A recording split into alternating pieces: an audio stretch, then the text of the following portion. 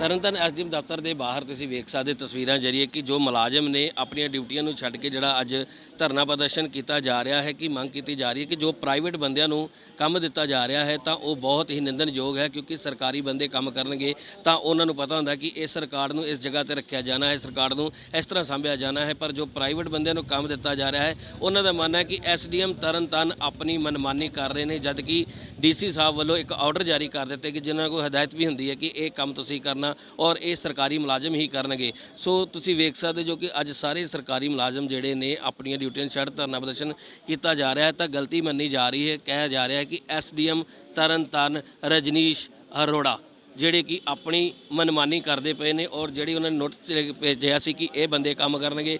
ਸੋ ਸਾਡੇ ਨਾਲ ਇੱਥੋਂ ਦੇ ਜਿਹੜੇ ਕਰਮਚਾਰੀ ਨੇ, ਸਰਕਾਰੀ ਨੇ, ਜਿਹੜੇ ਕਿ ਅਹੁਦੇਦਾਰ ਨੇ, ਉਹ ਸਾਡੇ ਨਾਲ ਮੌਜੂਦ ਨੇ, ਉਹਨਾਂ ਨਾਲ ਗੱਲ ਕਰਾਂਗੇ ਅਸੀਂ। ਸਰ ਕੀ ਨਾਂ ਤੁਹਾਡਾ ਜੀ? ਮੈਂ ਤਜਿੰਦਰ ਸਿੰਘ ਨੰਗਲ, ਸੂਬਾ ਪ੍ਰਧਾਨ ਡੀਸੀ ਦਫ਼ਤਰ ਕਰਮਚਾਰੀ ਯੂਨੀਅਨ ਪੰਜਾਬ। ਤੁਸੀਂ ਨੰਗਲ ਤੋਂ ਆਏ ਸਰ? ਨਹੀਂ ਜੀ, ਮੇਰਾ ਪਿੰਡ ਨੰਗਲ ਦਿਆਲ ਸਿੰਘ, ਜੰਡਿਆਲਾ ਗੁਰੂ ਦੇ ਨਾਲ। ਸਰ ਅੱਜ ਤੁਸੀਂ ਜਿਹੜਾ ਧਰਨਾ ਪ੍ਰਦਰਸ਼ਨ ਕੀਤਾ ਜਾ ਰਿਹਾ ਕਿ ਡੀਸੀ ਸਾਹਿਬ ਵੱਲੋਂ ਕੋਈ ਆਰਡਰ ਜਾਰੀ ਹੋਏ ਕਿ ਉਸ ਦੇ ਮੁਤਾਬਕ ਸਰਕਾਰੀ ਮੁਲਾਜ਼ਮ ਕੰਮ ਕਰਨਗੇ, ਕੀ ਐਸਡੀਐਮ ਨੇ ਕੀ ਐਸੀ ਗੱਲ ਕਰਤੀ ਜਿੱਥੇ ਕਿ ਤੁਹਾਨੂੰ ਅੱਜ ਧਰਨਾ ਲਾਉਣਾ ਪੈ ਗਿਆ? ਦੇਖੋ, ਜਿਵੇਂ ਜ਼ਿਲ੍ਹਾ ਪ੍ਰਧਾਨ ਕੁਲਵਿੰਦਰ ਸਿੰਘ ਚੀਮਾ ਜੀ ਹੋਰਾਂ ਨੇ ਦੱਸਿਆ ਹੈ ਕਿ ਸਾਡੇ ਜਿੰਨੇ ਵੀ ਸਰਕਾਰੀ ਮੁਲਾਜ਼ਮ ਆ ਉਹਨਾਂ ਦੀਆਂ ਬਦਲੀਆਂ ਤੈਨਾਤੀਆਂ ਕਰਨ ਦੇ ਅਧਿਕਾਰ ਸਿਰਫ ਡਿਪਟੀ ਕਮਿਸ਼ਨਰ ਪਾਸ ਹੀ ਹੁੰਦੇ ਹਨ।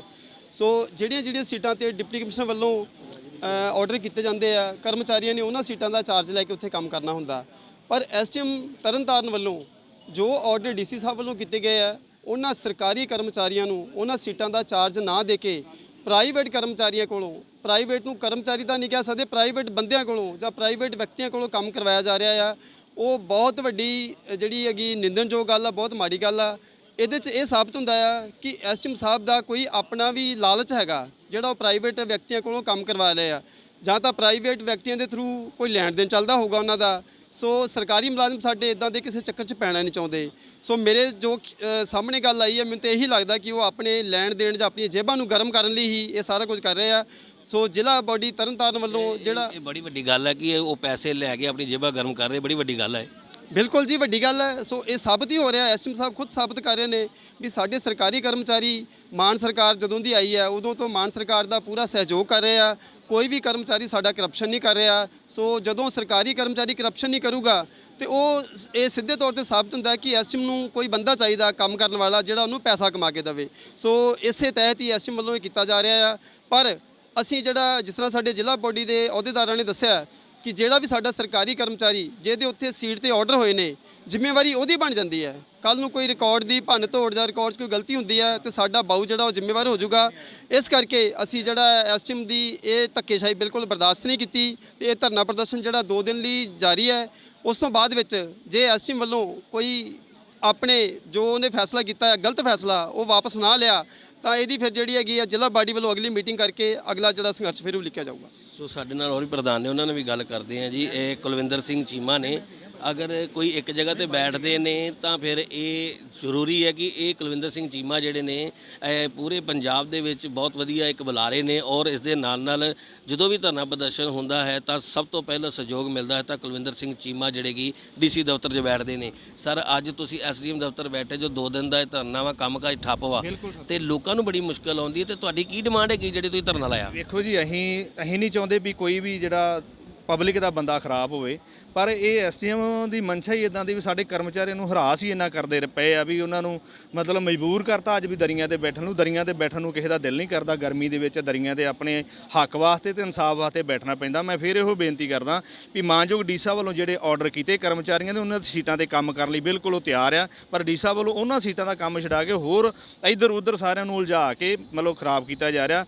ਅਸੀਂ ਉਹਨਾਂ 'ਚ ਸਾਡਾ ਧਰਨਾ ਪ੍ਰਦਰਸ਼ਨ ਜਿਹੜਾ ਜਾਰੀ ਰਹੇਗਾ ਜਿੰਨਾ ਚਿਰ ਦੇ ਵਿੱਚ ਸਾਡੀ ਇਹ ਡਿਮਾਂਡ ਜਿਹੜੀ ਉਹ ਮੰਨੀ ਨਹੀਂ ਜਾਂਦੀ ਜੀ। ਸੋ ਪ੍ਰਾਈਵੇਟ ਬੰਦੇ ਕੰਮ ਨਹੀਂ ਕਰਨੇ ਚਾਹੀਦੇ? ਬਿਲਕੁਲ ਨਹੀਂ। ਜਦੋਂ ਸਰਕਾਰ ਦੀ ਕੋਈ ਪਾਲਿਸੀ ਹੈ ਨਹੀਂ, ਕੋਈ ਪ੍ਰਾਈਵੇਟ ਬੰਦਾ ਇਹਦਾ ਮਤਲਬ ਕੀ ਬੰਦਾ ਸਾਡੀ ਮੈਂ ਹੋਰ ਇੱਕ ਗੱਲ ਧਿਆਨ 'ਚ ਲਿਆ ਸਕਦਾ ਵੀ ਕੋਈ ਵੀ ਪ੍ਰਾਈਵੇਟ ਬੰਦਾ ਸਾਡੀ ਸੀਟ ਤੇ ਬਹਿ ਕੇ ਕੰਮ ਕਰ ਹੀ ਨਹੀਂ ਸਕਦਾ।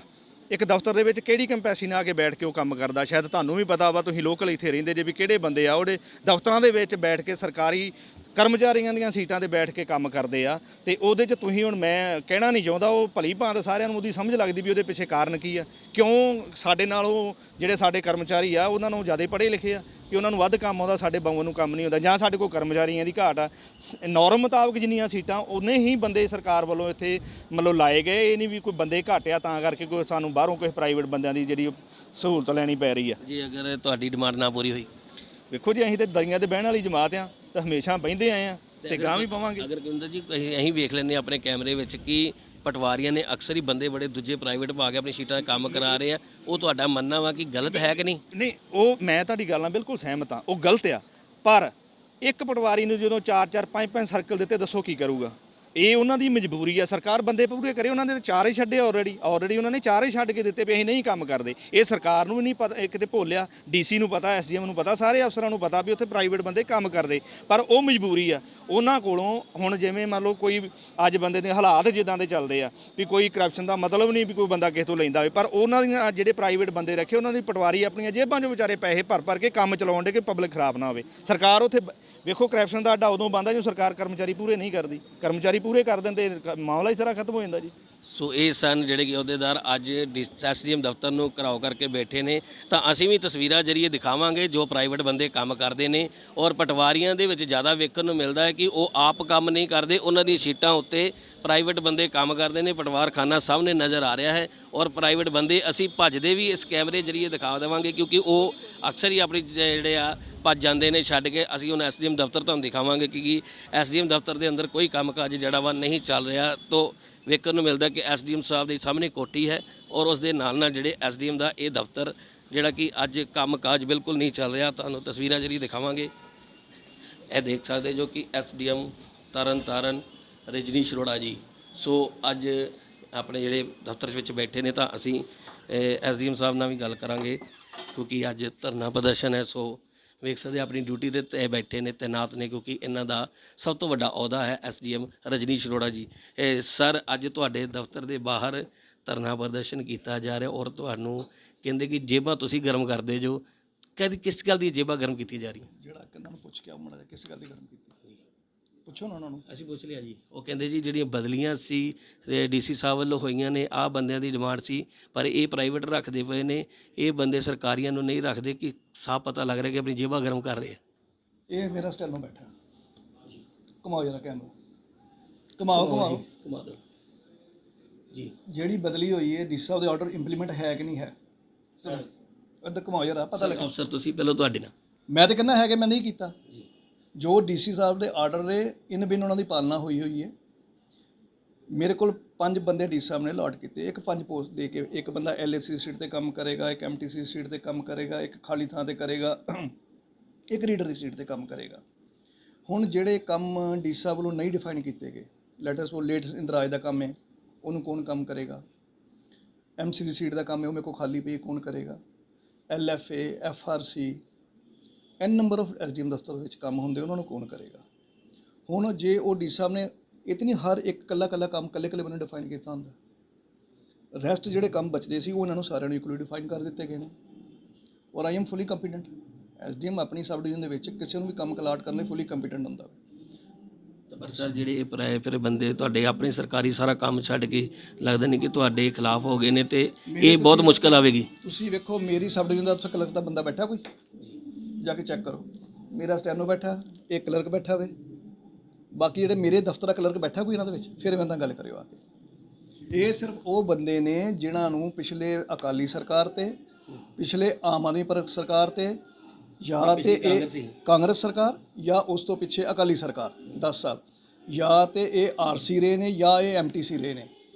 ਹੁਣ ਆਮ ਆਦਮੀ ਪਾਰਟੀ ਦੀ ਸਰਕਾਰ ਆ ਗਈ, ਇਮਾਨਦਾਰ ਸਰਕਾਰ ਆ ਗਈ। ਉਹ ਕਿਸੇ ਵੀ ਪੋਲੀਟੀਕਲ ਬੰਦੇ ਨੇ ਇਹਨਾਂ ਨੂੰ ਐਮਟੀਸੀ ਜਾਂ ਆਰਟੀਸੀ ਲਾਉਣ ਵਾਸਤੇ ਇਹਨਾਂ ਨੂੰ ਸਿਫਾਰਿਸ਼ ਨਹੀਂ ਕੀਤੀ ਮਾਨਯੋਗ ਡੀਸੀ ਸਾਹਿਬ ਨੂੰ। ਸੋ ਡੀਸੀ ਸਾਹਿਬ ਨੇ ਸਨਿਆਰਤਾ ਦੇ ਆਧਾਰ ਦੇ ਉੱਤੇ, ਕਿਉਂਕਿ ਪਿਛਲੇ ਕਾਫੀ ਲੰਬੇ ਸਮੇਂ ਤੇ ਇਹਨਾਂ ਸੀਟਾਂ 'ਤੇ ਕੰਮ ਕਰਦੇ ਰਹੇ ਸੀ, ਇਹਨਾਂ ਨੂੰ ਲਾ ਦਿੱਤਾ ਗਿਆ ਆਰਡੀਨਰੀ ਸੀਟਾਂ 'ਤੇ। ਸੋ ਇਹ ਇਹਨਾਂ ਦੀ ਤਿਲਮਿਲਾਹਟ ਹੈ, ਜਿਹੜੇ ਆਰਡੀਨਰੀ ਡੀਸੀ ਸਾਹਿਬ ਦੇ ਪ੍ਰੈਸ਼ਰ ਪਾਉਣ ਲਈ, ਸਾਡੇ ਦੇ ਪ੍ਰੈਸ਼ਰ ਪਾਉਣ ਲਈ ਵੀ ਸਾਨੂੰ ਪਾਰਟੀਕੂਲਰ ਸੀਟਾਂ ਅਲਾਟ ਕੀਤੀਆਂ ਜਾਣ। ਉਹੀ ਹੁਣ ਇੱਕ ਮੈਂ ਗੱਲ ਕਰਦਾ ਗੁਰਸੇਵਕ ਸਿੰਘ, ਪਿਛਲੇ 8 ਸਾਲ, ਕਿੰਨੇ ਸਾਲ, 8 ਸਾਲ ਲਗਾਤਾਰ ਉਹ ਆਰਸੀ ਰਿਹਾ।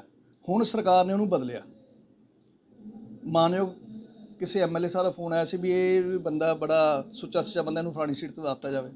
ਮੈਂ ਜੀ 8 ਸਾਲ ਤੋਂ ਲਗਾਤਾਰ ਇਸੇ ਸੀਟ ਤੇ ਕੰਮ ਕਰ ਰਿਹਾ ਵੇ ਔਰ ਮਾਨਯੋਗ ਡੀ ਸਾਹਿਬ ਦੇ ਆਰਡਰ ਨਾਲ ਬੋਲਿਆ ਮੈਂ ਕੰਫੀਡੈਂਟ ਨਹੀਂ ਹੈਗਾ ਇਹਨੂੰ ਚੇਂਜ ਕਰਨ ਦਾ।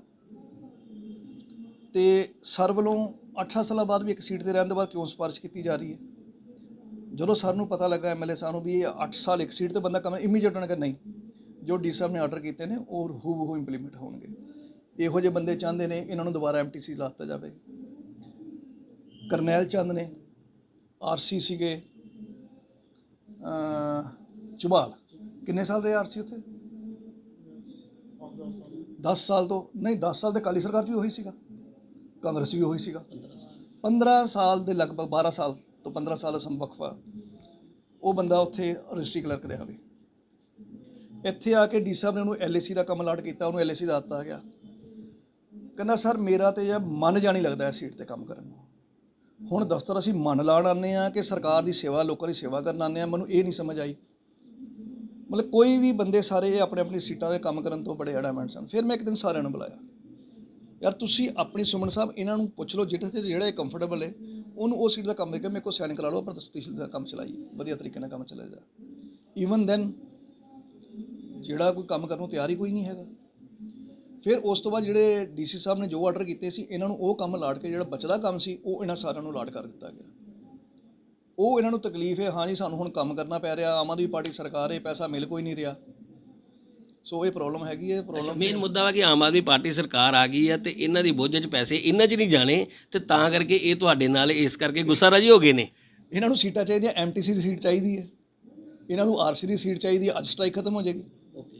ਸ਼ਿਵਕਰਨ ਸਿੰਘ 2.5 ਸਾਲ ਆਰਸੀ ਇੱਥੇ ਰਿਹਾ ਐਮਟੀਸੀ, ਉਦੋਂ ਤੋਂ ਪ੍ਰਾਈਵੇਟ ਬੰਦਾ ਕਿਸੇ ਤੋਂ ਕੋਈ ਨਜ਼ਰ ਨਹੀਂ ਆਇਆ, ਔਰ ਵੀ ਇਹ ਸਾਰਾ ਕੁਛ ਇਹੋ ਹੀ ਸੀ। ਉਸ ਤੋਂ ਬਾਅਦ 2.5 ਸਾਲ ਤੋਂ ਵਿੱਚ ਚੇਂਜ ਕੀ ਹੋਇਆ ਮੈਨੂੰ ਦੱਸੋ। ਜੇ ਕੋਈ ਚੇਂਜ ਨਹੀਂ ਹੋਇਆ ਤਾਂ ਸਟ੍ਰਾਈਕ ਦਾ ਕਾਰਨ ਕੀ ਹੈ? ਤੇ ਸਰ ਕੋਈ ਐਕਸ਼ਨ ਹੋਏਗਾ ਫਿਰ ਜਿਸ ਤਰ੍ਹਾਂ ਇਹ ਕਰਨ ਦੇ? ਮਾਨਯੋਗ ਡੀ ਸਾਹਿਬ ਦਾ ਧਿਆਨ ਚਲੇਗਾ, ਡੀ ਸਾਹਿਬ ਕੋ ਫੁੱਲੀ ਕੰਪੀਟੈਂਟ ਨੇ, ਜੋ ਵੀ ਐਕਸ਼ਨ ਲੈਣਗੇ ਸਰ। ਇੱਕ ਵਿਕਰਮ ਦਾ ਪ੍ਰਾਈਵੇਟ ਜਿਸ ਤਰ੍ਹਾਂ ਇਹ ਕਹਿੰਦੇ ਕਿ ਅਸੀਂ ਕੰਮ ਨਹੀਂ ਕਿਸੇ ਨੂੰ ਕਰਨ ਦੇਣਾ, ਤੇ ਜਿਹੜੇ ਪਟਵਾਰੀ ਨੇ ਉਹ ਪ੍ਰਾਈਵੇਟ ਬੰਦੇ ਬਿਠਾਏ ਨੇ, ਕਿ ਤੁਸੀਂ ਕਿਉਂ ਨਹੀਂ ਕਰ ਫਿਰ ਉੱਤੇ ਉਹਨਾਂ ਤੇ ਕਾਰਵਾਈ ਕਰਦੇ? ਗੱਲ ਫਿਰ ਉਹੀ ਆ ਜਾਂਦੀ ਨਾ ਸਾਂਝ। ਇਹ ਪਹਿਲਾਂ ਪਟਵਾਰੀਆਂ ਵਾਲੇ ਪਾਸੇ ਤੁਰ ਲੈਣ। ਪ੍ਰਾਈਵੇਟ ਬੰਦਾ ਦਫ਼ਤਰ 'ਚ ਕੋਈ ਕੰਮ ਨਹੀਂ ਕਰ ਰਿਹਾ। ਪਹਿਲਾਂ ਮੈਂ ਸਾਂ ਕੋਈ ਪ੍ਰਾਈਵੇਟ ਬੰਦਾ ਸਾਡੇ ਦਫ਼ਤਰ 'ਚ ਹੈਗਾ? ਸਾਨੂੰ ਸਾਹਿਬ ਦੱਸਿਆ ਕਮਾ ਜਰਾ ਕੈਮਰਾ ਪਟਵਾਰੀ ਕੋਈ, ਮੈਂ ਕਹਿੰਦਾ ਨਹੀਂ ਸਾਡੇ ਦਫ਼ਤਰ, ਪਹਿਲੇ ਆਪਣੇ ਦਫ਼ਤਰ ਦੀ ਗੱਲ ਕਰੀਏ। ਆਪਣੇ ਦਫ਼ਤਰ ਕੋਈ ਪ੍ਰਾਈਵੇਟ ਬੰਦਾ ਹੈ? ਇੱਧਰ ਕਲਰਕ ਬੈਠੇ ਨੇ, ਘੁਮਾਓ ਜਰਾ। ਆਪਣੇ ਦਫ਼ਤਰ ਪ੍ਰਾਈਵੇਟ ਬੰਦਾ ਕੋਈ ਹੈ? ਦਾਵਾ ਹੀ ਫੇਕ ਹੈ। ਹੁਣ ਅਸਲ ਕਾਰਨ ਕੀ ਹੈ? ਸ਼ਿਵਕਰਨ ਚੀਮਾ ਚਾਹੁੰਦਾ ਉਹਨੂੰ ਕਿਸੇ ਨਾ ਕਿਸੇ ਰੂਪ 'ਚ ਪ੍ਰੈਸ਼ਰ ਆ ਡੀ ਸਾਹਿਬ ਐਮਟੀਸੀ ਲਾ ਦੇਣ। ਤਰਲੋ ਮੱਛੀ ਚੀਮੇ ਦੀ ਇੱਕ ਇਨਕੁਆਇਰੀ ਚੱਲਦੀ ਪਈ ਹੈ ਮੇਰੇ ਕੋਲ, ਉਹਦੇ ਵਿੱਚ ਉਹ 100% ਗਿਲਟੀ ਪ੍ਰੂਵ ਹੋ ਚੁੱਕਾ ਹੋਇਆ ਹੈ। ਇਨਕੁਆਇਰੀ ਫਾਈਨਲ ਸਟੇਜ ਤੇ ਆ। ਇਹਨਾਂ ਨੇ ਡੀ ਸਾਹਿਬ ਨੂੰ ਰਿਕੁਐਸਟ ਕਰਕੇ ਇਨਕੁਆਇਰੀ ਚੇਂਜ ਕਰਾ ਲਈ। ਇਨਪਰਸੋਨੇਸ਼ਨ ਦਾ ਕੇਸ ਹੈ, ਜਾਲੀ ਡਿਗਰੀ ਦੇ ਬੇਸ ਦੇ ਉੱਤੇ ਨੌਕਰੀ ਕਰ ਰਿਹਾ, ਫੇਲ ਹੈਗਾ ਉਹ ਚੀਮਾ ਪ੍ਰਧਾਨ। ਹਾਂ ਬਿਲਕੁਲ ਚੀਮਾ ਪ੍ਰਧਾਨ। ਇਹ ਬੇਕਾਰਨ ਸਟ੍ਰਾਈਕ ਦੇ ਬੇਸਿਕ ਕਾਰਨ ਇਹ ਨੇ। ਇਹਨਾਂ ਨੂੰ ਜਾ ਕੇ ਪੁੱਛੋ ਵੀ ਤੂੰ 10ਵੀਂ ਕਿਹੜੇ ਸਾਲ ਪਾਸ ਕੀਤੀ, ਕਿੱਥੋਂ ਪਾਸ ਕੀਤੀ, ਕਿਹੜੀ ਡਿਗਰੀ ਤੇ ਨੌਕਰੀ ਕਰ ਰਿਹਾ ਮੈਂ। ਇਹ ਵੇ ਸਟ੍ਰਾਈਕ ਦਾ ਕਾਰਨ। ਇਹ ਸਨ ਐਸਡੀਐਮ ਤਰਨਤਾਰਨ ਰਜਨੀਸ਼ ਅਰੋੜਾ ਜੀ, ਜਿਨ੍ਹਾਂ ਨੇ ਇੱਕ ਐਸੀ ਗੱਲ ਦੱਸ ਦਿੱਤੀ ਹੈ ਮੀਡੀਆ ਦੇ ਵਿੱਚ ਕਿ ਜੋ ਇੱਥੋਂ ਦੇ ਪ੍ਰਧਾਨ ਨੇ ਚੀਮਾ, ਜਿਹੜੀ ਕਿ ਉਹ ਫੇਕ ਹੋਦਾ ਕਿ 10ਵੀਂ ਕਦੋਂ ਦੀ ਪਾਸ ਕੀਤੀ ਸੀ ਕਿਸ ਤਰ੍ਹਾਂ, ਔਰ ਉਹਨਾਂ ਉੱਤੇ ਇੱਕ ਇਨਕੁਆਇਰੀ ਸੀ ਜਿਹੜੀ ਉਹਨਾਂ ਨੇ ਡੀਸੀ ਸਾਹਿਬ ਨੂੰ ਕਹਿ ਕੇ ਰਖਵਾਈ। ਤੇ ਜੋ ਇੱਥੇ ਅੱਜ ਦੱਸਿਆ ਜਾ ਰਿਹਾ ਕਿ ਐਸਡੀਐਮ ਆਪਣੀ ਜੇਬਾਂ ਗਰਮ ਕਰ ਰਹੇ ਨੇ, ਪਰ ਐਸਡੀਐਮ ਸਾਹਿਬ ਦਾ ਮੰਨਣਾ ਹੈ ਕਿ ਜਿਹੜੇ ਇਹ ਅਧਿਕਾਰੀ ਨੇ ਕੰਮ ਕਰਨ ਤੋਂ ਭੱਜ ਰਹੇ ਨੇ, ਕਿਉਂਕਿ ਆਮ ਆਦਮੀ ਪਾਰਟੀ ਦੀ ਸਰਕਾਰ ਦੇ ਵਿੱਚ ਕਿਸੇ ਤਰ੍ਹਾਂ ਦੀ ਕੋਈ ਕਰਪਸ਼ਨ ਨਹੀਂ। ਸੋ ਜੋ ਲੋਕ ਕਰਪਸ਼ਨ ਕਰਦੇ ਸੀ ਉਹਨਾਂ ਨੂੰ ਪਿੱਛੇ ਹਟਾ ਦਿੱਤਾ ਗਿਆ, ਕਿਉਂਕਿ ਇਮਾਨਦਾਰ ਔਰ ਸਹੀ ਲੋਕ ਜਿਹੜੇ ਨੇ ਉਹ ਕੁਰਸੀਆਂ ਤੇ ਬਿਠਾਏ ਜਾਣ ਦੀ ਜਿਹੜੀ ਇਹਨਾਂ ਨੂੰ ਅਪੀਲ ਕੀਤੀ ਗਈ ਸੀ, ਅਪਰੂਵਲ ਕੀਤਾ ਗਿਆ ਸੀ। ਹੁਣ ਵੇਖਣਾ ਹੋਏਗਾ ਕਿ ਸਰਕਾਰ ਕਿੰਨੀ ਜਲਦੀ ਹੁਣ ਤਰਨਤਾਰਨ ਦੇ ਵਿੱਚ ਧਿਆਨ ਦਿੰਦੀ ਹੈ। ਅਗਰ ਨਹੀਂ ਤਾਂ ਇਹ ਧਰਨਾ ਪ੍ਰਦਰਸ਼ਨ ਹੋਰ ਵੀ ਅੱਗੇ ਵੱਧ ਸਕਦਾ ਹੈ। ਵਿਜੇ ਕੁਮਾਰ, ਜਗਬਾਣੀ ਟੀਵੀ। ਦੇਸ਼ ਦੁਨੀਆ ਦੀ ਹਰ ਵੱਡੀ ਖਬਰ ਨਾਲ ਜੁੜੇ ਰਹਿਣ ਲਈ ਸਾਡੇ YouTube ਚੈਨਲ ਨੂੰ ਸਬਸਕ੍ਰਾਈਬ ਕਰੋ। ਨਾਲ ਦੀ ਨਾਲ ਹਰ ਨਵੀਂ ਵੀਡੀਓ ਦੀ ਨੋਟੀਫਿਕੇਸ਼ਨ ਲਈ ਬੈਲ ਆਈਕਨ ਜ਼ਰੂਰ ਦਬਾਓ। ਜੇਕਰ ਤੁਸੀਂ ਇਹ ਵੀਡੀਓ Facebook ਤੇ ਦੇਖ ਰਹੇ ਹੋ ਤਾਂ ਇਸ ਨੂੰ ਲਾਈਕ ਜ਼ਰੂਰ ਕਰੋ ਔਰ ਜ਼ਿਆਦਾ ਤੋਂ ਜ਼ਿਆਦਾ ਸ਼ੇਅਰ ਵੀ ਕਰੋ। ਧੰਨਵਾਦ।